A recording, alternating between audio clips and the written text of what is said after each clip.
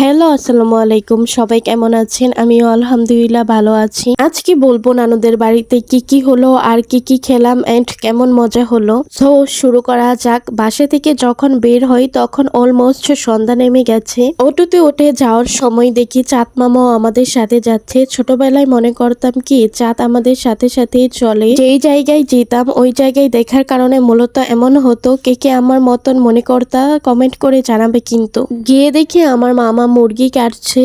কিছুক্ষণ পরে দেখি নানা আমাদের জন্য ডালপুরি নিয়ে আসছে। স্কুল লাইফে এই পুরি 5 টাকা করে ছিল। টিফিন টাইমে পুরা স্কুলে ভিড় লেগে যেত, কিন্তু তখনকার লাইফটাই আসলে সুন্দর ছিল।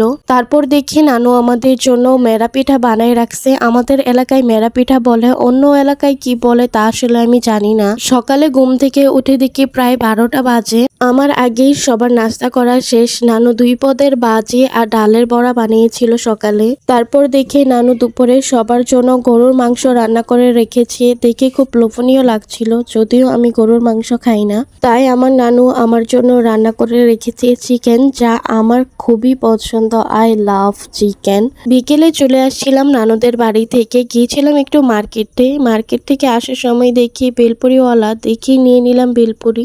বেলপুরিটা কিন্তু খুবই মজা ছিল। সো আজকে এখানেই শেষ করছি। ভিডিওটা ভালো লাগলে লাইক, শেয়ার অ্যান্ড কমেন্ট করে দিবেন।